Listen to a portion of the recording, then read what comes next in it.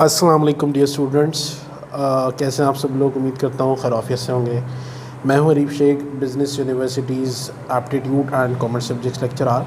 और आज की वीडियो में हम एक और IUBM का जो मैथ्स का पास पेपर है उसको सॉल्व करेंगे, आपके साथ शेयर करेंगे।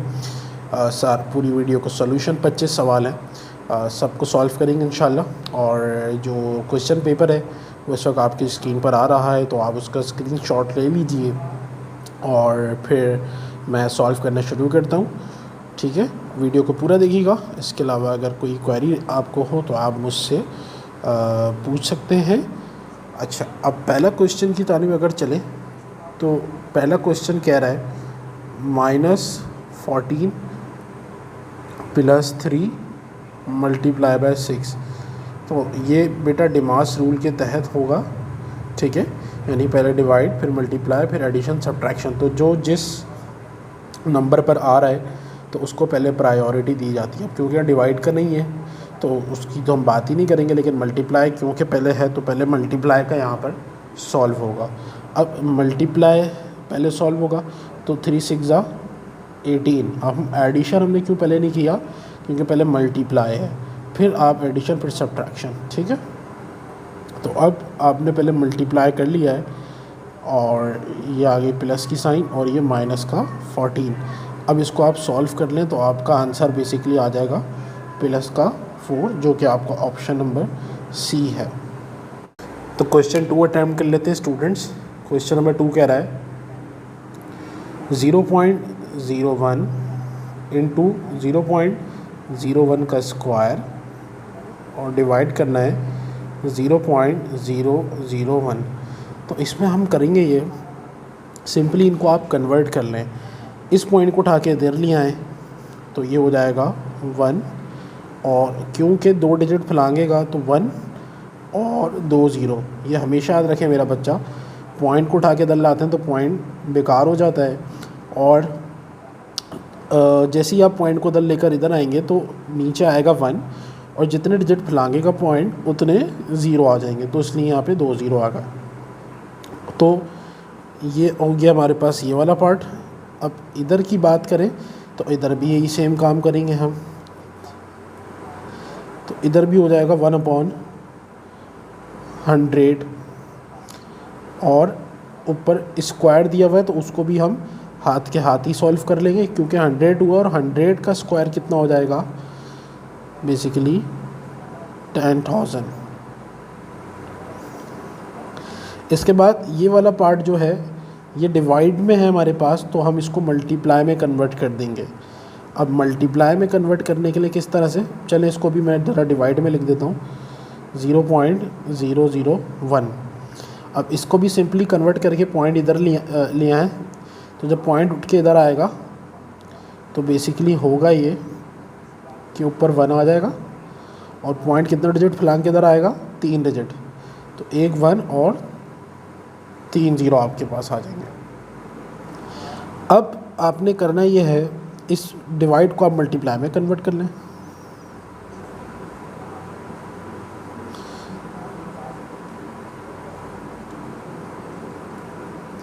जब ये मल्टीप्लाई में कन्वर्ट होगा तो ये पलट जाएगा, तो 1000/1 हो जाएगा।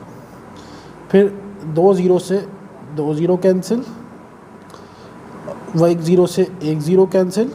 तो आपके पास मेरा बच्चा क्या बचा? ऊपर बचा 1 और नीचे बचा 10 ×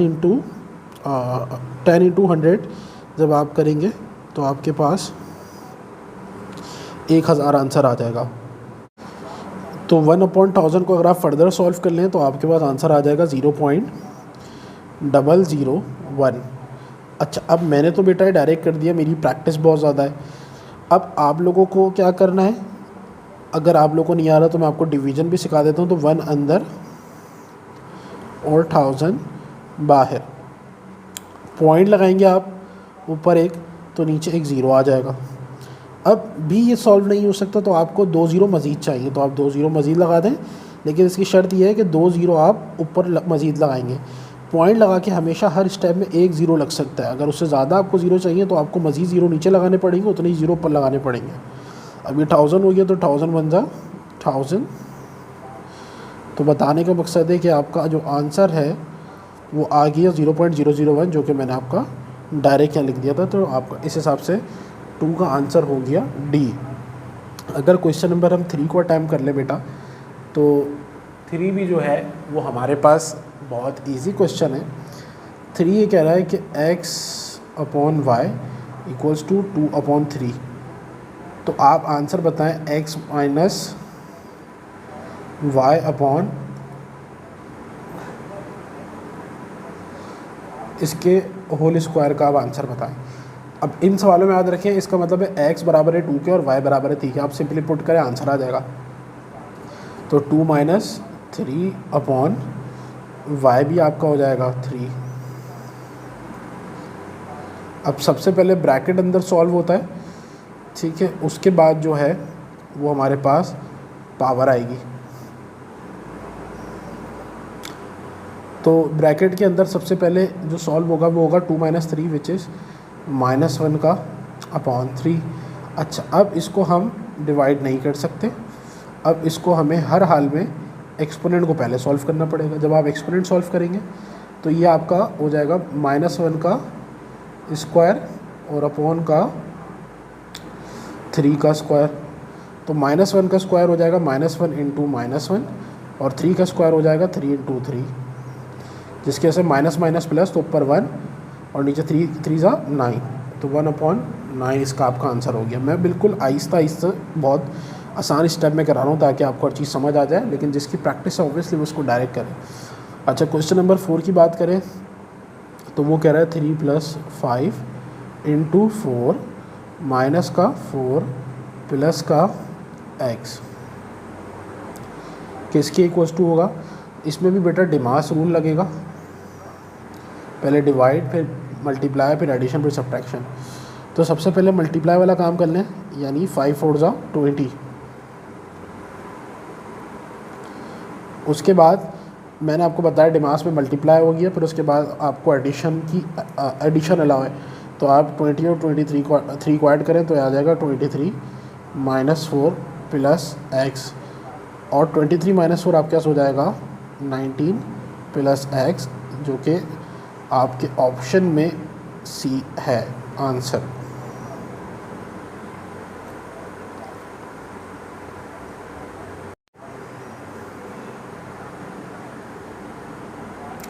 अच्छा मेरे बच्चे, अब अगर हम चलें अपने क्वेश्चन नंबर 5 की जानिब, तो क्वेश्चन नंबर 5 कह रहा है कि अगर पैरामीटर जो है प्लॉट का वो 34 फीट है, यानी पैरामीटर क्या होता है मैंने आपको बताया था, अगर रेक्टेंगल की चारों साइड्स की आप मेजरमेंट करने हैं तो उसकी जो टोटल मेजरमेंट है उसको हम पैरामीटर कहते हैं।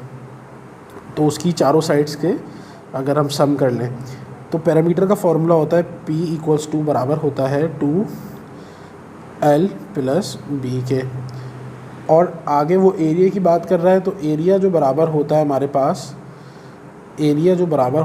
पास वो होता है लेंथ इंटू ब्रेथ। अब पैरामीटर के बारे में वो ये बात कह रहा है कि पैरामीटर 34 फीट है, तो पैरामीटर की जगह मैं 34 फीट लिख देता हूँ। और एरिया की बात कर रहा है कि एरिया जो है 60 स्क्वायर फीट है, तो एरिया की जगह मैं 60 लिख देता हूँ भाई।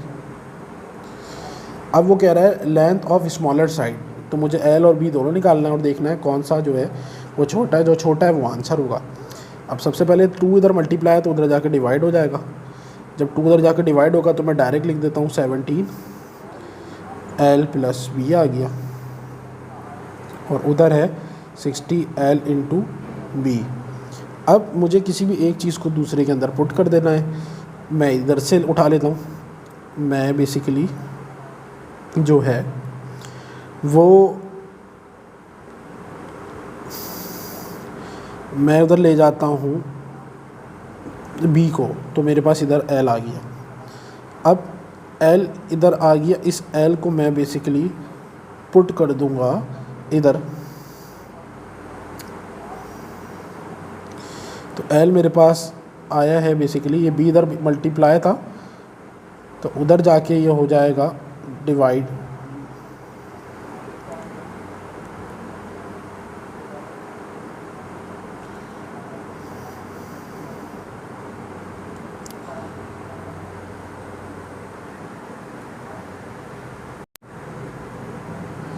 अब मैं क्या करूँगा, एल आ गया है, एल को इधर मैं पुट कर देता हूँ।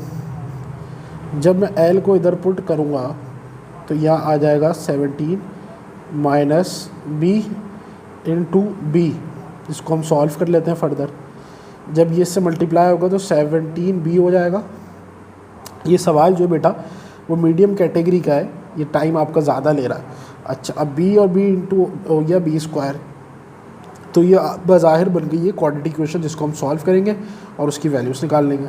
अब मैं इन सबको उधर ले जाता हूँ। b जब उधर जाएगा तो b स्क्वायर, 17 उधर जाएगा तो माइनस का हो जाएगा, और 60 उधर ही रहेगा अपनी जगह पे, तो वो 60 और इधर बच जाएगा साइड पे 0। अब इसका आपने एलसीएम ले लेना है ताकि आप इसकी मिडल टर्म ब्रेक कर सकें।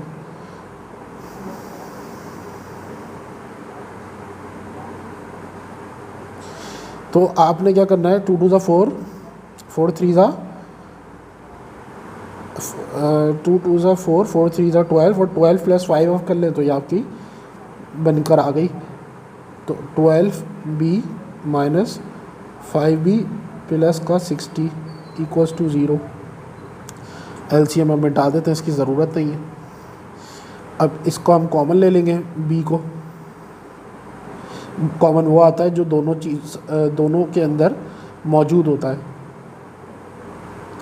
इधर की बात करें तो 5 दोनों में मौजूद है, क्योंकि 5 12 60 हो जाता है, तो अंदर b आ गया। इधर मैं फिर माइनस है तो इधर माइनस लगाऊं ताकि ऊपर प्लस बन जाए, और इधर हमने 12 कर दिया इक्वल्स टू का 0।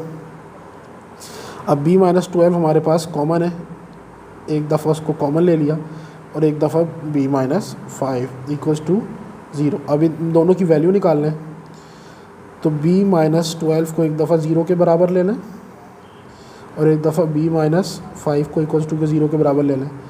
तो b एक बार आ गया 12 और b एक बार आ गया 5। अब इस b को आप पुट कर दें इसके अंदर, तो आपके पास l भी आ जाएगा, और l की भी दो वैल्यूज़ आएंगी, एक बार 12 पुट करें, एक बार 5। तो मेरे पास ये इक्वेशन थी l की 17 माइनस b, इसके अंदर मैं पुट कर देता हूँ एक बार 12 को। तो 12 को पुट कर रहा हूँ, तो ये मेरे पास आंसर आ रहा है l 5, और एक बार मैं 5 को पुट कर देता हूँ। जब 5 को पुट करूँगा तो आंसर आएगा 12। तो देखें जो सबसे छोटी वैल्यू आई ना हमारे पास, वो क्या आई, 5 आई, और उसने सवाल के अंदर स्मॉलर साइड आपसे पूछी थी। तो इसके अंदर आपका आंसर ये होगा कि आपका सी आंसर आ गया। ये सवाल मुश्किल कैटेगरी का है, ये टाइम आपका ज़्यादा ले रहा है, मतलब है तो आसान लेकिन टाइम ज़्यादा ले रहा है, और जो सवाल टाइम ज़्यादा ले रहा है तो उसे हम मुश्किल कैटेगरी के अंदर ही काउंट करते हैं। अच्छा, इसके बाद हम अपने छठे सवाल को कर लें, तो वो भी देखने में टेढ़ा है लेकिन है बहुत आसान। बोला एवरेज निकालें आप, कुछ चीज़ें दी थी उसने आपको, तो एवरेज का फॉर्मूला होता है, ये एवरेज की साइन आ गई। एवरेज का मतलब mean, summation x upon n, ये अर्थमेटिक मीन का फॉर्मूला लिख दिया। इसका मतलब होता है sum observation divide by number of observation. तो सम ऑब्जर्वेशन क्या क्या दी हुई है, 2/5 दिया हुआ है, फिर उसके बाद सेकंड वैल्यू दी हुई है 0.36, तीसरी वैल्यू दी हुई है 1, और चौथी वैल्यू दी हुई है 64/100। और इस पूरे को आप डिवाइड बाय कर देंगे 4, क्योंकि 4 वैल्यूज़ हैं। देखने में टेढ़ा है लेकिन ये आसान है।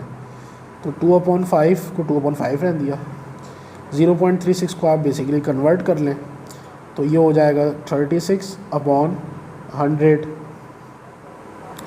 1 आप ऐसे ही रहने दें, इसको भी इधर आप स्क्वायर कर लें, तो इधर हो जाएगा 8 का स्क्वायर और 10 का स्क्वायर, जिससे ये कट जाएगा रूट, और ये पूरी चीज़ डिवाइडेड बाय 4, और फिर 2/5 इसी तरह से रहेगा, और इधर क्या हो जाएगा, वही 6 का स्क्वायर और अपॉन 10 का स्क्वायर, जिससे ये कट जाएगा। उधर बचा 8/10, उसको भी हम फर्दर काट लेते हैं, 2 4 8 और 2 5 10, तो उधर आ गया 5 और ये पूरी चीज़ डिवाइडेड बाय 4 है। मैं आपके लिए बिल्कुल स्लो लेके चल रहा हूँ चीज़ों को। इधर 2 3 ज़ा 6 और 2 5 ज़ा 10, तो इधर बच गया 3/5, इधर आ गया प्लस का 1, इधर आ गया 4/5। उसके बाद ये पूरी चीज़ वही डिवाइडेड बाय 4 हो जाएगी। अब इसका आप एलसीएम ले लें, तो जब आप एलसीएम लेंगे तो नीचे 5 आ जाएगा, वो +1 को थोड़ी देर के लिए ऐसे रहने देते हैं, और ऊपर आ जाएगा 2 3 और 4, तो ये आपका हो जाएगा 5 4 9, ठीक है। और ये पूरी चीज़ आपके पास डिवाइडेड बाय 4। फिर इसका भी आप एलसीएम ले लें, जब इसका आप एलसीएम लेंगे तो नीचे आ जाएगा 5 और ऊपर आपके पास आ जाएगा 14, और इसको डिवाइडेड बाय वही 4 कर लें आप।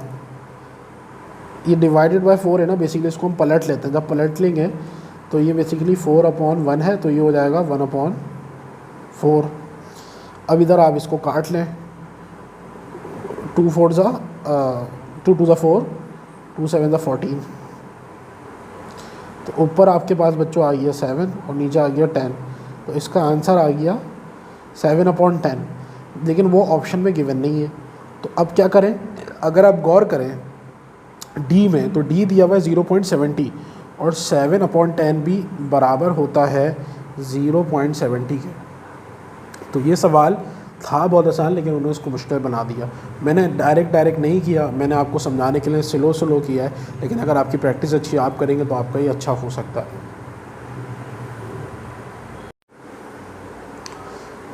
अच्छा बच्चों, इसके बाद अगर हम क्वेश्चन नंबर 7 कर लें, तो 7 में भी अगेन डायरेक्ट इनडायरेक्ट प्रोपोर्शन वाला सवाल है। वो कह रहा है कि अगर आपने मेरी वीडियो 1 नहीं देखी तो पहले आप वो देख लें जो पास में 1 की है, उसमें भी मैंने बहुत सारी चीज़ें बताई हुई हैं, तो आपको इसमें आसानी हो जाएगी। अच्छा, अब यहाँ कह रहा है कि जो रेन फॉलिंग होती है 6 इंचज़ होती है पर आवर, तो मतलब दो चीज़ें आपके पास बन गई, एक इंचेस और एक आर। तो इंचेस कितना कह रहा है? वो 6 इंच होता है 1 घंटे के अंदर, यानी 1 घंटे को कन्वर्ट कर लें आप मिनट्स के अंदर, तो मैं 60 लिख देता हूँ। आगे वो कह रहा है कि हाउ मैनी इंचेस होगी, यानी x इंचेस होगी और 15 मिनट के अंदर। अब मैंने कन्वर्ट यूँ करा कि आगे मिनट्स में दिया था और इधर आर था। अब आप खुद बताएं, अगर ज़्यादा घंटे बारिश होगी तो ज़्यादा इंचेस बढ़ेंगे, और अगर कम घंटे बारिश होगी तो कम इंचेस बारिश होगी। तो रिलेशन इनका हो गया डायरेक्ट। अब डायरेक्ट रिलेशन हो गया, अब इनको हम सॉल्व कर लेते हैं। मैंने आपको पिछली वीडियो में बताया था पास में वाली कि आप डायरेक्ट रिलेशन में क्या करते हैं, डायरेक्ट प्रोपोर्शन में ये करते हैं कि सिंपली x/आप 6 लिख दें, और जो x के सामने वैल्यू है वही आप लिख दें, यानी 15/60। अब 6 इधर डिवाइड है तो उधर जाके मल्टीप्लाई हो जाएगा, 6 1 ज़ा 6 और 6 10 ज़ा 60। तो बेसिकली आपका आंसर क्या आ गया? 3/2। 3/2 आपका आंसर आ गया, जिसको हम 1.5 भी कह सकते हैं, जो कि ऑप्शन में बिल्कुल अवेलेबल है, जो कि आपका आंसर हो जाएगा। क्वेश्चन नंबर 8 की बात कर लें। ये थोड़ा देखने में आपको टेढ़ा लगेगा, लेकिन सवाल बहुत आसान है। वो कहता है हमें एक हॉल में जो है कारपेट लगाना है, जो कि 15 फीट लॉन्ग है और 150 रुपये उसकी कीमत आ रही है, और जो पर स्क्वायर फीट का अगर हिसाब लगाओ तो वो 0.25 पड़ता है। तो what is the width of the hall? तो सिंपली जो 15 रुपये है वो, अब कितने विड्थ है वो हमें पता नहीं, उसको हम W सपोज कर लेते हैं, और 0.25 जो है वो पर स्क्वायर फीट है, और ये टोटल जो बनेगा वो बनेगा 150 रुपीज़। ठीक है, 15 रुपये वो आ गया हमारे पास कि 15 फीट लॉन्ग है और 0.25 उसकी पर स्क्वायर फीट कॉस्ट है, और हमें वो विड्थ नहीं पता कि उसकी विड्थ कितनी है, ताकि अगर विड्थ आ जाए तो हमारे पास एग्जैक्टली जो है विड्थ निकल के आ जाए, तो उसके लिए हम बेसिकली सिंपली क्या कर रहे हैं कि लेंथ और विड्थ लिख दी। अब जब ये हम सॉल्व करेंगे तो W हमारे पास आ जाएगा। तो अब आप क्या करेंगे, 15 को बेसिकली मल्टीप्लाई कर लेंगे 0.25 से। तो इसका तकरीबन जब आप मल्टीप्लाई करेंगे, मैं डायरेक्ट लिख देता हूँ, आप लोग करके देख लीजिएगा। तो इसका आंसर जो है वो 3.75 W आ जाएगा। उसके बाद 3.75 को उधर हम ले जाएंगे। अब 3.75 को हम उधर ले जाए, बल्कि पहले हम एक काम करते हैं, इसको यहीं कन्वर्ट कर लेते हैं ताकि आपको आसानी हो। तो जब इसको उधर लेके पॉइंट को बेसिकली इधर लेकर आएंगे तो हो जाएगा ये 375 और नीचे 1 और 2 डिजिट लाएंगेगा तो 100 और इधर W और इधर 150। अब क्या होगा, क्रॉस मल्टीप्लाई हो जाएगा। तो W 150 मल्टीप्लाई बाय 100 और ये 375 इधर मल्टीप्लाई तो उधर ये जाके डिवाइड हो जाएगा। अब इसे हम कट कर लेते हैं। तो 5 7 हमारे पास हो गया 35 और 2 उठ के इधर आ जाएंगे तो हो जाएगा ये 5 5 25 और 5 3 15 और 0 ऐसे ही आ गया। उसके बाद 5 1 5 2 उठ के इधर आ गया तो ये हो गया 5 5 25 और 5 6 30। उसके बाद जो है 5 3 15 5 2 10 और 0 3 1 3 और 3 2 6 और 220 को जब आप मल्टीप्लाई कर लेंगे तो आपके पास आंसर आ जाएगा कि आपकी जो विड्थ है वो बेसिकली 20 है। सॉरी 2 बचा हुआ और 20 बचा हुआ है, तो जिसको आप आपस में मल्टीप्लाई करेंगे तो आपका आंसर आ जाएगा 40, जो कि आपके पास ऑप्शन में अवेलेबल है, यानी इसका आंसर हो गया ए। अब आ जाते हैं क्वेश्चन नंबर 9 की जानिब। 9 भी बहुत इजी क्वेश्चन है। 9 ये कह रहा है कि जो एरिया है स्क्वायर का, बेसिकली एक स्क्वायर ड्रॉ कर लेते हैं। वो कह रहा है इसका जो एरिया है वो the area of square of side x is 5। ठीक है, उसने कहा एक स्क्वायर है जिसकी साइड जो है वो एक्स है, यानी चारों साइड एक्स हैं। ठीक है, क्योंकि चारों साइड जो है स्क्वायर की वो होती है इक्वल। और कह रहा है इसका जो एरिया है, स्क्वायर के एरिया का फॉर्मूला होता है एक एक्स स्क्वायर के जो एक साइड उसकी है वो कह रहा है वो 5 है। तो बेसिकली एरिया मैंने लिख दिया, एरिया की जगह 5 और एक्स स्क्वायर। तो मैं इससे एक साइड निकाल लूँगा। कैसे निकालूंगा, 2 इधर बेसिकली क्या है, पावर है। इस पावर को अगर जब हम उधर कन्वर्ट करेंगे तो ये पावर रेसिप्रोकल हो जाती है। तो इधर ये 2/1 है तो उधर जाके हो जाएगा पावर में 1/2। ठीक है, तो बेसिकली हमने एक साइड निकाल ली स्क्वायर की, वो आई हमारे पास 5 की पावर 1/2। आगे वो ये बात कह रहा है, तो बताओ एरिया क्या होगा स्क्वायर का अगर साइड 3x हो जाए, यानी ये जो साइड है इसको अगर हम 3 से मल्टीप्लाई करा दें तो एरिया बताओ। तो कोई बात नहीं भाई, इसको हम 3 से मल्टीप्लाई करा लेते हैं। जब इसको हम 3 से मल्टीप्लाई कराएंगे तो क्या होगा, 3x किसके बराबर हो जाएगा, 3x बराबर हो जाएगा 3 और 5 की पावर 1/2 के। अब इसका हम निकाल लेते हैं एरिया का फॉर्मूला हमारे पास ऊपर लिखा हुआ है। एरिया का फॉर्मूला है एक्स स्क्वायर, तो हम इसके अंदर पुट कर देंगे।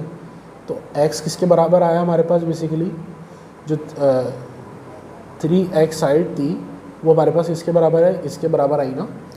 तो अब इसको हम x की जगह पुट कर देते हैं। तो x की जगह जब हम इसको पुट करेंगे तो अंदर आएगा 3 5 1/2 उसकी पावर और होल पे आ जाएगा स्क्वायर एरिया का। अब इसको हम सिंप्लीफाई कर लेते हैं। तो ये स्क्वायर इसके ऊपर भी और इसके ऊपर भी, इसके ऊपर है तो मतलब 3 का स्क्वायर और इसके ऊपर है तो 5 1/2 की पावर और मल्टीप्लाई होती है तो इधर 2 आ जाएगा। इस 2 से ये 2 बेटा कैंसिल हो जाएगा। तो आपके पास बचा 3 का स्क्वायर विच इज़ 9 और 5 और 9 5 45, जो कि आपके ऑप्शन में अवेलेबल है और आपका इस हिसाब से सी आंसर हो जाएगा। अच्छा, इसी तरह 10 भी इस हाथों हाथ करा दूँ।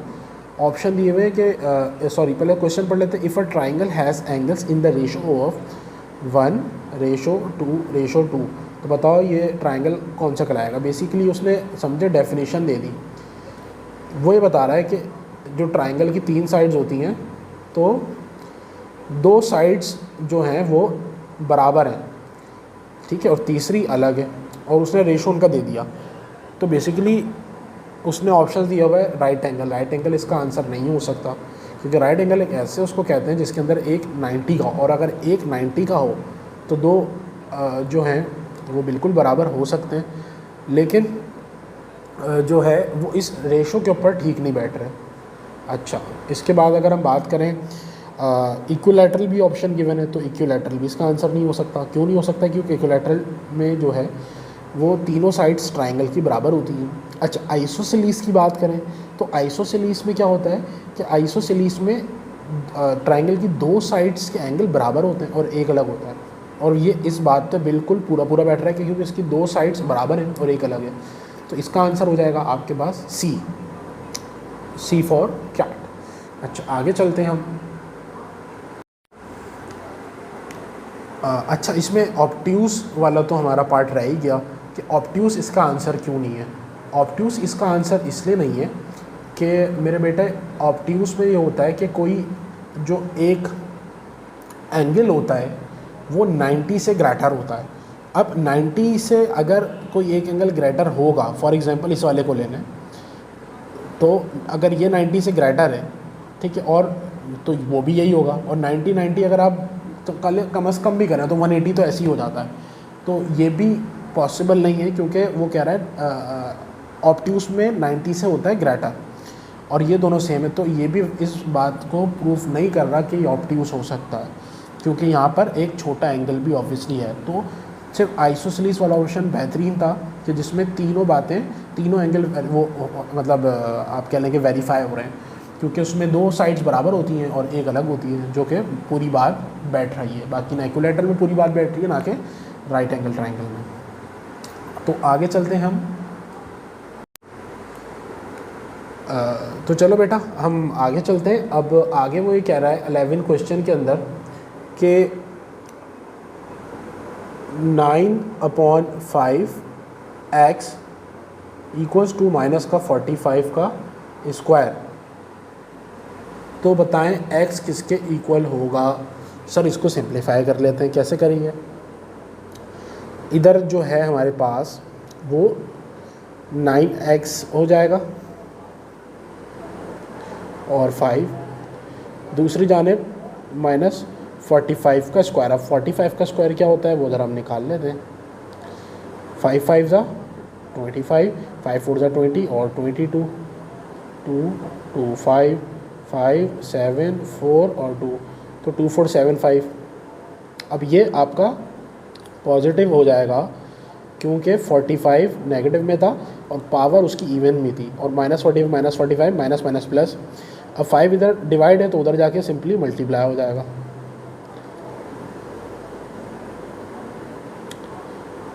लेकिन 9 इधर मल्टीप्लाई है तो उधर जाके डिवाइड हो जाएगा। अब इसको हम कट कर लेते हैं। 3 3 ज़ा 9, 3 8 ज़ा 24, 3 2 ज़ा 6, 1 उठ के इधर आ गया, 3 5 ज़ा 15।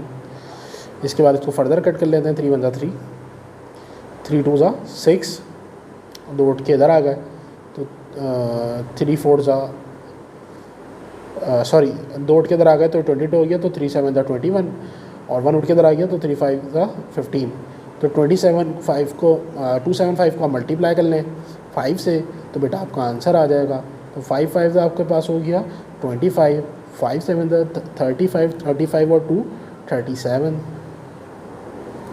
फिर 5 2 ज़ा 10 और 3 आपके पास हो जाएगा 13। तो इसका आंसर है 1375, जो कि आपके ऑप्शन में अवेलेबल नहीं है। तो इसका आंसर होगी आपके पास ई।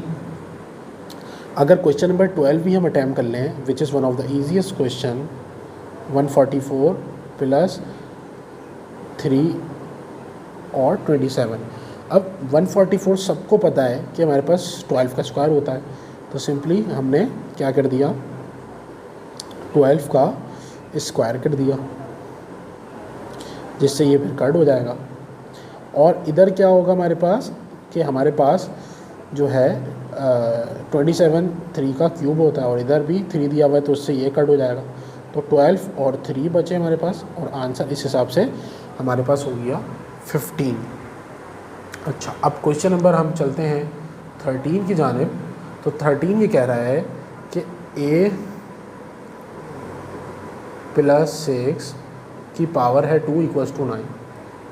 तो बताओ a + 9/a - 3 किसके बराबर होगा। सबसे पहले 2 इधर क्या है, पावर में है, तो इस पावर को उधर ले जाते हैं तो पावर रेसिप्रोकल हो जाएगी। ठीक है, पावर हो जाएगी रेसिप्रोकल।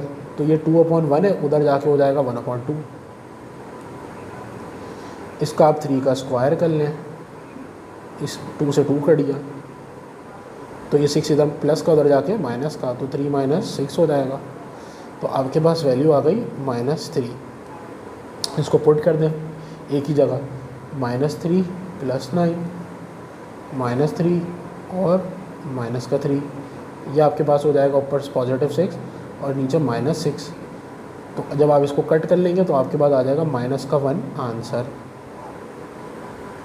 इसके बाद अगर हम क्वेश्चन नंबर 13 कर लें, 13 हो गया, सॉरी 14 कर लें, तो वो कह रहा है एवरेज ऑफ 6 नंबर इज़ 14। मतलब एवरेज की बात मैंने आपको बताया है बेटा कि एवरेज का मतलब वो जब भी करेगा तो उसका मतलब मीन है। अब फॉर्मूले में पुट कर देते हैं चीज़ों को। तो एवरेज वो दे रहा है हमारे पास 6 नंबर का 14 और ये एवरेज जो है वो 6 नंबर्स का है। तो सम निकालने पहले तो आप 6 × 10 = 60 और 6 × 4 = 24। तो इधर आ गया 84।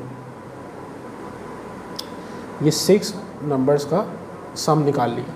आगे पढ़े कह रहा है an additional number was added to the set that change the average of these 7 number to 15। कह रहा है ये 6 नंबर्स का जो सम था इसके अंदर एक और नंबर डाल दिया तो उससे एवरेज चेंज हो गया। तो अब हम चेक कर लेते हैं अब क्या हो गया एवरेज। तो भाई एडिशनल नंबर डालने से एवरेज हो गया 15।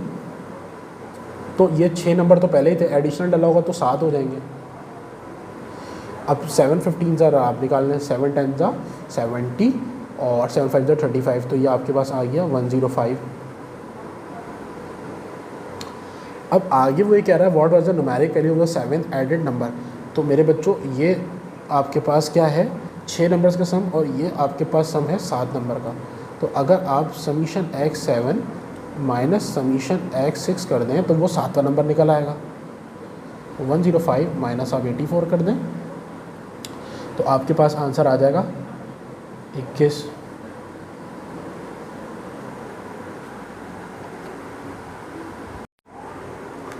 अच्छा मेरा बेटा अब क्वेश्चन नंबर 15 सॉल्व कर लेते हैं। क्वेश्चन नंबर 15 ये कह रहा है कि x y z आपके पास कंसेक्यूटिव इंटीजर है। तो सबसे पहले तो ये बात समझने की ज़रूरत है कि कंसेक्यूटिव इंटीजर्स होते क्या हैं। कंसेक्यूटिव इंटीजर की सीरीज़ ऐसी नंबर सीरीज़ होती है कि जिसमें से आप किसी भी नंबर का पीछे वाले नंबर से डिफरेंस निकालने सेम आएगा। जैसे 5 - 4 1, 4 - 3 आपके पास 1, 3 - 2 1। अब ऑड कंसेक्यूटिव इंटीजर का मतलब है 1 3 5 7 9, 9 - 7 2, 7 - 5 2, 5 - 3 2। इसी तरह कंसेक्यूटिव इवन इंटीजर भी हो सकते हैं 2 4 6 8 और 10। इनको भी माइनस कर लें 10 - 8 2, ऐड -6 2। तो कंसेक्यूटिव इंटीजर की पहचान ये है कि वो उनमें जब भी आप डिफरेंस लेंगे तो वो उसका जो डिफरेंस होगा सब पूरी सीरीज़ में सेम चलेगा। खैर अब ये आपको बात समझ आ गई कि कंसेक्यूटिव इंटीजर्स क्या होते हैं। अब वो कह रहा है कि x y z 3 consecutive odd integers हैं। तो आप बताएं कि कौन सा उसमें ऐसा है जो कि स्मॉलेस्ट नंबर होगा, यानी जो x है वो क्या हो सकता है। ठीक है, क्योंकि सबसे छोटा होगा फिर ये बड़ा होगा और फिर ये 30 नंबर पे आएगा, जाहिर सी बात है।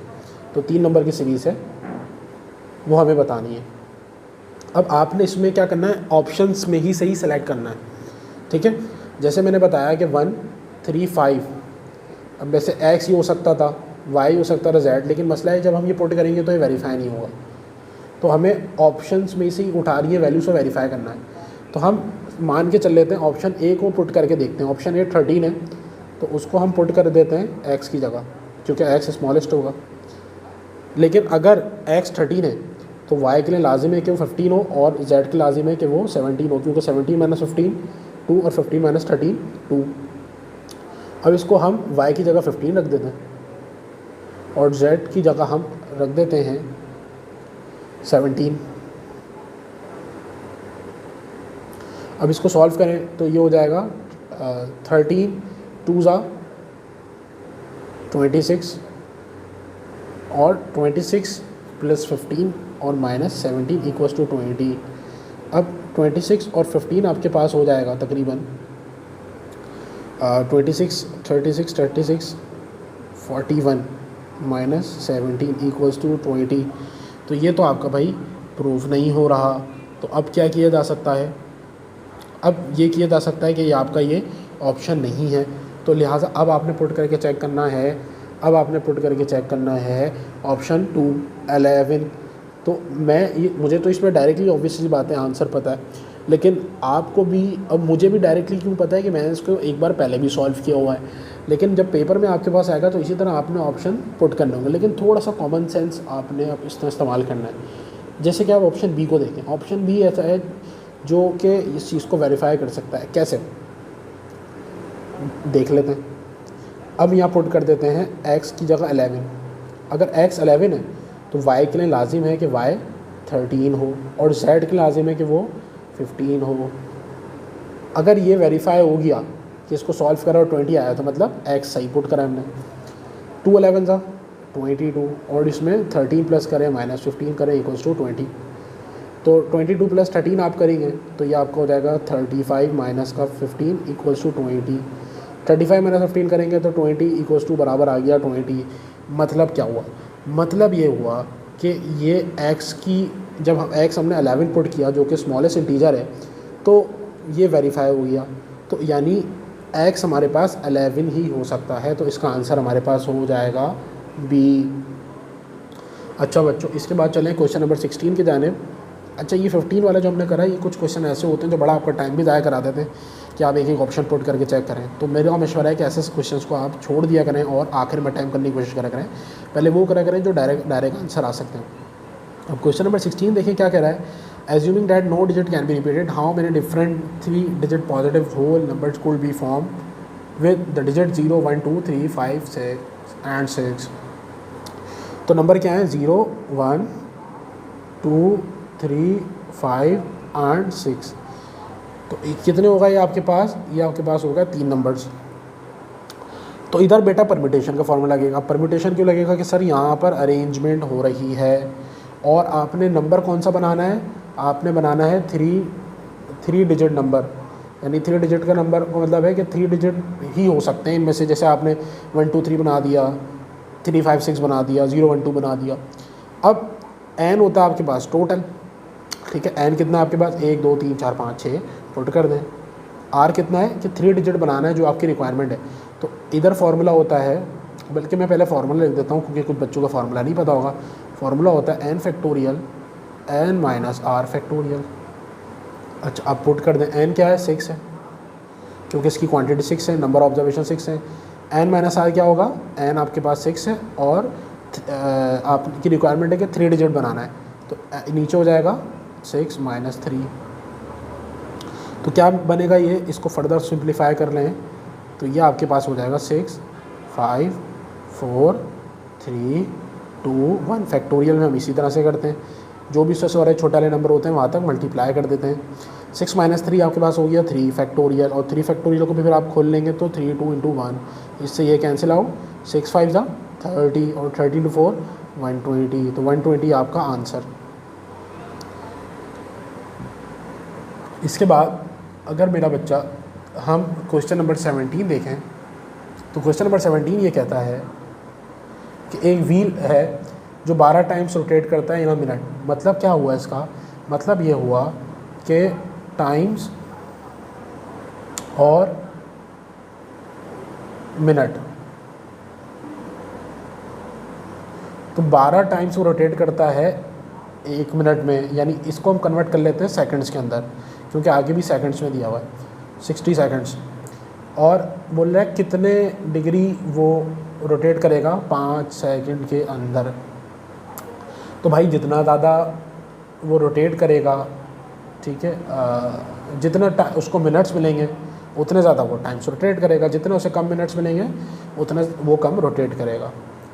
तो बेसिकली डायरेक्ट प्रोपोर्शन है। अब डायरेक्ट प्रोपोर्शन में क्या करते हैं, x/12 और 5/60। अब 12 इधर क्या है, डिवाइड, उधर जाके मल्टीप्लाई है, तो डायरेक्ट मल्टीप्लाई में ले जाते हैं। अब इसको कट कर लें, 12/12 और 12 5 60, 5/5 5/5, तो इसका आंसर बच्चों आ गया आपके पास 1। अब इस 1 का मतलब ये है, 1 का मतलब ये है कि जब व्हील एक बार रोटेट करेगा, एक टाइम रोटेट करेगा, तो बेसिकली व्हील का जो आपके पास टोटल एंगल होता है वो कितना होता है, 360, 180 ऐसे, 180 ऐसे। तो अगर व्हील पूरा रोटेट करेगा एक दफ़ा तो कितना एंगल वो रोटेट करेगा, वो करेगा 360। इस वजह से आपका जो आंसर हो गया वो इसका हो जाएगा डी। ठीक है। अच्छा, अब क्वेश्चन नंबर ज़रा हम 18 ज़रा हम बाद में देखेंगे, वो थोड़ा मुश्किल कैटेगरी का है, उससे पहले हम 19 कर लेते हैं। 19 ये कहता है कि 16 की पावर है 10 और 4 की पावर है 12, और नीचे कह रहा है वो कि इधर 3 और 64 का स्क्वायर। तो मेरा बच्चा इधर हम ये करेंगे कि हम इसको कन्वर्ट कर लेंगे 4 के अंदर। कैसे करेंगे सर, 16 किसका स्क्वायर होता है सर, 4 का होता है, कोई मसला नहीं। तो ये हो जाएगा 4 का स्क्वायर, और पावर से और मल्टीप्लाई होती है तो 2 × 20। वहाँ पर 4 ऑलरेडी है, वहाँ करने की ज़रूरत नहीं है। और यहाँ पर 64 दिया हुआ है। अब 64 जो है वो 4 का क्यूब होता है, तो मैं क्या कर लूँगा सिंपली, क्योंकि क्यूब रूट है तो इधर डायरेक्टली मैं 4 लिख दूँगा। अब डायरेक्ट कैसे हो रहा है ये, बेसिकली इधर 3 है और इधर मैं करूँगा पहले 4 का क्यूब, तो फिर ऐसे कैंसिल, तो क्या बचेगा 4। तो इसीलिए मैं डायरेक्टली इधर मेरा बच्चा 4 लिख रहा हूँ। और इधर आ जाएँ तो इधर भी वही काम करेंगे हम, कि मैंने जैसे कहा कि 4 का क्यूब आपके पास होता है 64, और 2 पहले से ही है तो पावर से मल्टीप्लाई होंगी, तो इस हिसाब से 3 × 2 = 6 हो जाएगा। अच्छा, अब आगे क्या करेंगे, बेसिस सेम पावर सेट, तो ऊपर हो जाएगा 20 + 12 यानी 32, और नीचे हो जाएगा बेसिस सेम पावर सेट तो 4 की पावर 7। अब ये क्या है, 4 की पावर 7 इधर नीचे डिवाइड है, उधर उसको ऊपर ले जाते हैं, तो 4 की पावर 32 मल्टीप्लाई बाय 4 की पावर -7, तो क्या होगा नेक्स्ट 432 - 7, तो आपके आप बच जाएगा 4 की पावर 25, जो कि आपका आंसर है, जो कि आपके ऑप्शन में अवेलेबल है, और आपका ए आंसर हो जाएगा। अच्छा सर, इसके बाद हम क्वेश्चन नंबर 20 अटैम्प्ट कर लें। तो 20 में भी कोई मसला नहीं, बहुत आसान सा है, सिर्फ आपको ट्री डायग्राम बनाना चाहिए। वो कह रहा है एक स्कूल है जिधर 68 बच्चों ने एग्ज़ाम दिया, ठीक है, 68 ने एग्ज़ाम दिया, सॉरी 68 स्टूडेंट बेसिकली फेल कर गए। तो ये आ गए फेल्ड स्टूडेंट्स, और ये स्टूडेंट आ गए पास वाले। तो अगर फेल्ड जो हैं वो 68% हुए हैं मेरा बेटा, तो पास कितने हुए होंगे सर, बिल्कुल पास हुए होंगे 32%, ठीक है। अच्छा, आगे चलें, तो वो ये कह रहा है कि 960 स्टूडेंट्स डिक्लेयर किए गए सक्सेसफुल, यानी जो 32% हैं वो हैं 960 के बराबर। तो बताएं कि टोटल बच्चे कितने अपीयर हुए थे, यानी टोटल स्टूडेंट्स कैसे थे। तो ये बहुत सिंपल है, सिंपली जो चीज़ आपसे पूछी जाए उसको आप मल्टीप्लाई कर रहा था, तो x मल्टीप्लाई होगा 32% से और इक्वल्स टू हो जाएगा 960, सिंप्लीफाई कर लें आंसर आ जाएगा, यानी 32x अपॉन 100 इक्वल्स टू 960। आगे ले जाएं तो क्या होगा, अब ये 100 इधर डिवाइड है तो उधर जाके मल्टीप्लाई हो जाएगा, और 32 उधर मल्टीप्लाई है तो उधर जाके डिवाइड हो जाएगा। अब इसको कट कर लें आंसर आ जाएगा, तो 2 × 1 = 2 और 2 × 6 = 12, और ऊपर 50 आ गया। फिर उसके बाद 2 × 8 = 16 और 25 आ गया। 2 4 ज़ा 8, 2 4 ज़ा 8, 2 8 ज़ा 16, 0। फिर उसके बाद 4 से काट लें, 4 1 ज़ा 4 और 4 2 ज़ा 8, 120 आ गया। तो 120 को आप इंटू 25 कर लें, आपका फाइनल आंसर आ जाएगा। 5 0 ज़ा 0, 5 2 ज़ा 10, 5 1 ज़ा 5 और 6, 2 0 ज़ा 0, 2 2 ज़ा 4, 2 1 ज़ा 2, 0 0, 6 4 10। तो टोटल मेरा बच्चा 3000 बच्चों ने आपका पेपर में अपीयर हुए। तो डी इसका आंसर हो जाएगा। ठीक है, तो हम आगे चलते हैं। आगे वो कह रहा है 21 के अंदर कि अरसलान रिसीव करता है अपनी पे सैटरडे को। ये भी इसी तरह से होगा, टी डायग्राम की मदद से। अरसलान अपनी सैलरी रिसीव करता है सैटरडे को और पिछले हफ्ते उसने स्पेंड करे 1/4 इस सैलरी ऑन संडे। मतलब 1/4 उसने स्पेंड कर दी, तो उसके पास रिमेनिंग कितनी रह गई? सर अगर 1/4 खर्च कर दी तो 3/4 रिमेनिंग रह गई। ठीक है, आगे चलें। एंड 2/3 ऑफ द रिमेनिंग और मंडे, और जो रिमेनिंग बची उसका भी 2/3 जाके उसने भाई मंडे को क्या करा भाई, बोलो, खर्च कर दी। और जब 2/3 खर्च कर दी तो उसके अब बच गई होगी 1/3 रिमेनिंग। ठीक है, और वो कह रहा है तो बताओ what part of his salary is left for the whole week. तो ये फाइनली आप उसके पास जो आखिर में बचे वो कितने बचे, तो ये आपको ये निकालना है। अच्छा, अब इस सवाल के अंदर अगर आप गौर करें तो उसने पार्ट पूछा है, यानी क्या फ्रैक्शन वो बचा, क्योंकि उसने वो नंबर तो मौजूद आपको नहीं दिया है। तो हम सिंपली ये करेंगे कि हम जो चीज़ पूछी है उसको आपस में मल्टीप्लाई करा देंगे, जैसे हमने ऊपर कराया। तो 3/4 इंटू 1/3, 3 से 3 कैंसिल, तो फाइनल बच गया 1/4 जो कि ऑप्शन के अंदर अवेलेबल है।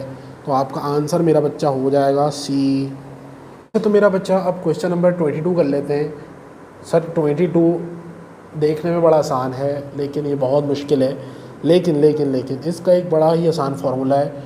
फार्मूले में डालेंगे डायरेक्ट आंसर, फार्मूले के बिना करेंगे तो फिर आप इसमें खेलते ही रह जाएंगे लेकिन आंसर नहीं आएगा। फार्मूला कुछ इस तरह है, G1 plus G2 minus both plus none equals to total. अब G1 G2 की जगह यह आएगा कि 56 बच्चे जो फेल करें वो आप इधर डाल दें 56%, और G2 में वो आएगा जो दूसरे वाले बच्चे वो 36% है जो कि फेल करें, और बोथ वाली चीज़ को हमने माइनस करना है विच इज़ 24%। ठीक है, और नन हमें पता नहीं है क्योंकि उसने आगे यही कहा है कि find the percentage of those who pass both mathematics and society, यानी कि वो नन हो गए। और टोटल हमेशा बच्चों मेरा होता है 100% के बराबर। अच्छा सर अब क्या करें? सर अब ये करें 56 और 36, आपके पास तकरीबन हो जाएगा ये 92 में से अगर आप माइनस कर दें 24, तो 12 में से 4 गए तो आपके पास आ गए 8, और 8 में से 2 गए तो आपके पास आ गया 6। तो तकरीबन 68% आपके पास इधर बचेगा प्लस का नन इक्वल्स टू 100%। ये 68% है प्लस का, उधर जाके माइनस का, तो 100% माइनस 68%, तो आपके पास फाइनली जो बच जाएगा वो बच जाएगा 32% नन। तो इसका मतलब यह है कि 32% वो बच्चे हैं जिन्होंने मैथमेटिक्स एंड हिस्ट्री पास किया है। बात क्लियर है? अच्छा, अब क्वेश्चन नंबर हम अटैम्प्ट कर लेते हैं 23 which is one of the easiest question जो कि हम पहले भी कर चुके हैं। वो कह रहा है कि S = VT का फॉर्मूला लगाएं और आंसर निकाल लें। सर क्या बात हुई है?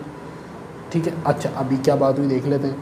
वो कह रहा है 15 किलोमीटर पर आवर की स्पीड से जो है एक बंदा राइडिंग कर रहा है, ब्रिज क्रॉस करता है 15 मिनट्स में, तो बताओ लेंथ क्या होगी ब्रिज की। अच्छा, इधर एक ख्याल रहे कि डाटा जो है वो आपका सारे उसकी यूनिट सेम होने चाहिए। स्पीड उसने किलोमीटर पर आवर में दी और उसने जो टाइम है वो मिनट्स में दे दिया, तो टाइम को मैं कन्वर्ट करना पड़ेगा मेरा बच्चा किस में, घंटे के अंदर। सर फॉर्मूला पुट करते हैं, वेलोसिटी कितनी दी है, sir velocity 15 kilometre per hour दी है। सर टाइम कितना दिया है, सर 15 मिनट दिया है, लेकिन उसको हम घंटे में कन्वर्ट करेंगे तो डिवाइड बाय 60 कर देंगे। सर 15 1 15, 15 4 60, उसके बाद 15/4 आपका बच जाएगा, जिसको हम फर्दर सॉल्व कर लेंगे तो हम क्या बचेगा, 4 3 12, 3 आ गया, पॉइंट लगाया आपने, बल्कि आगे सॉल्व करने की ज़रूरत ही नहीं है। आपको अलग ही दिख रहा है कि उसने मिक्स फ्रैक्शन में करके आपको घुमा दिया, तो इसका आंसर ए। अब सर किस तरह से, अगर आपने मिक्स फ्रैक्शन पढ़ी है तो आपको पता होगा कि नीचे आता है 4 और इधर जो ऊपर चीज़ आती है वो लिखते हैं हम इधर ऐसे, और जो रिमाइंडर बच जाता है उसको 3। अब इधर क्या होता है, 4 3 12 और 12 + 3 15, तो ये वापस बन जाता है 15/4। तो अगर आप ये चीज़ देखें तो ये ऑप्शन ए के अंदर मौजूद है, तो इसका आंसर आपका हो गया ए। तो इसमें उसने ऊपर तो नहीं घुमाया, नीचे ऑप्शन में घुमा दिया। अगर किसी को मिस फ्रैक्शन नहीं पता होगी तो वो फंस जाएगा। अच्छा सर, तो लास्ट के हमारे 2 क्वेश्चन रह गए हैं, वो भी हम ख़त्म कर लेते हैं। 24, सर 24 में क्या दे रहा है, वो दे रहा है 81 × 9 का स्क्वायर माइनस का 43 प्लस का 0.50। अरे भाई रुक जाओ, रुक ही नहीं रहे ये तो, और 144 रूट में। सर क्या हो जाएगा, सर 81 की बात करी जाए और इधर 4 है, तो सिंपली मुझे पता है कि 3 की पावर 4 इसके बराबर होता है, तो मैं इसको कन्वर्ट कर लूँगा 3 की पावर 4 में, जिससे ये कैंसिल हो जाएगा। उसके बाद 9 का स्क्वायर बराबर होता है हमारे पास, इसको ज़रा हम कन्वर्ट कर लेते हैं 3 के स्क्वायर के अंदर, तो पावर्स आवर्स मल्टीप्लाई होती हैं, तो 2 पहले से था, तो ये हो जाएगा 2 2 4 माइनस का 43 प्लस का, अच्छा पॉइंट को उधर ले जाएं तो ये हो जाएगा मेरा बच्चा 50/100, और 144 का जो रूट होता है वो हमारे पास होता है 12 का स्क्वायर, तो उससे ये कट जाएगा, तो हमारे पास क्या बच गया, 3 बच गया, और ये 3 4 बचा हुआ है, तो बेसिस सेम, तो पावर सेट, तो हम डायरेक्टली 3 की पावर 5 कर देते हैं, और माइनस का 43। अच्छा, इधर हम 0 से 0 कैंसिल करते हैं, 5 × 5 5 2 10, तो इधर हमारे पास बच गया 1/2, और उधर हमारे पास आ गया 12। अच्छा सर, ये तो बड़ी अजीब सी बन गई बात, ये क्या है, चलें इसको सॉल्व करने की कोशिश करते हैं। अच्छा, बल्कि ये चीज़ ऊपर ही आसान थी, उल्टा हमने इसको मुश्किल कर लिया। किस तरह से मुश्किल कर लिया कि 3 की पावर 4 हो गई 81, और इधर 3, तो 3 × 81, ताकि इसको सॉल्व करने में आसानी हो सके। अच्छा सर, इधर अब डिमास रूल भी लगेगा। सर डिमास रूल कैसे लगेगा, सर डिमास रूल ऐसे लगेगा कि हमें जो है पहले मल्टीप्लाई करना पड़ेगा, क्योंकि प्लस और माइनस डिमास रूल के तहत बाद में आता है। तो 81 को जब 3 से कर लेंगे तो ये आपके पास तकरीबन आ जाएगा 243। उसके बाद 243 में से 43 माइनस होगा, तो मैं डायरेक्टली किसको लिख सकता हूँ, 200। जी सर बिल्कुल मैं लिख सकता हूँ। और दूसरी जानिब अगर हम गौर करें तो वहाँ एलसीएम ले लिया जाए तो नीचे 2 आ जाएगा, ऊपर 24 आ जाएगा, और इधर 1 आ जाएगा।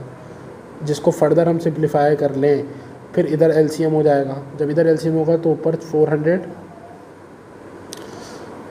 और इधर हो जाएगा 25 और अपॉन का 2, तो इसका बेटा आंसर हो गया 425/2, जिसको अगर हम ऑप्शंस के अंदर देखें तो कुछ भी अवेलेबल नहीं है।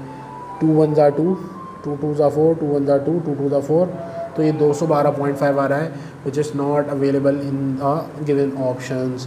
तो इसका आंसर ई हो जाएगा। तो इस देखने में ये बड़ा आसान सा था, लेकिन सॉल्व करने में इसको थोड़ा सा टाइम लगेगा।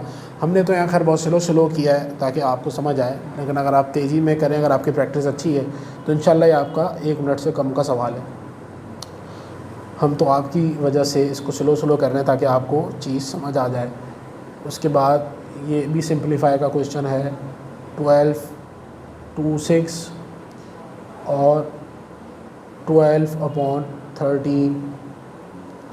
सर इधर क्या होगा, 12 का स्कोर होता है 12 का स्क्वायर होता है 144, 13 का स्क्वायर होता है 169। अगर ये आपको याद नहीं है तो आपको पेपर मसला हो सकता है डेफिनेटली। इधर 13 1 13, 13 2 26, तो अंदर ब्रैकेट के बच जाएगा 12 का स्क्वायर 144 और इधर 2, तो 144 को अगर हम मल्टीप्लाई बाय 2 कर दें तो ये हो जाएगा 44 और 44 88, तो ये आपके पास तकरीबन बन जाएगा 288। और फिर आपको बाहर दिया हुआ है 169 प्लस 144। अच्छा सर क्या करें फिर, इधर फिर बच जाएगा आपके पास माइनस का 144। अगर आप इसको प्लस और माइनस करा दें और आखिर में आपके बचेगा 169 माइनस 44, तो सर ये आपका आंसर कितना हो गया 149 159 169, यानी इसका आंसर आपके पास आ गया finally 25, which is option C. तो माशाल्लाह से बच्चों हमने ये वाला ईयर भी मैथमेटिक्स का पूरा कंप्लीट कर लिया। उम्मीद करता हूँ कि आपका टेस्ट इंशाल्लाह अच्छा जाएगा। और अगर आप ये मेरी वीडियो इन फ्यूचर देख रहे हैं तो इस हवाले से अगर आपको टेस्ट में कोई भी क्वेरी हो या कुछ पूछना हो तो आप मुझसे पूछ सकते हैं। और अगर आपको प्राइवेट ट्यूशन चाहिए हो या अगर बैच ज्वाइन करना हमारा, तो उसकी भी डिटेल्स आपकी स्क्रीन पर आ रही हैं, नंबर भी मारा आ रहा है। तब तक के लिए मुझे दीजिए इजाज़त। अपना और अपने प्यारों का बहुत ज़्यादा ख्याल रखें। अल्लाह हाफिज़।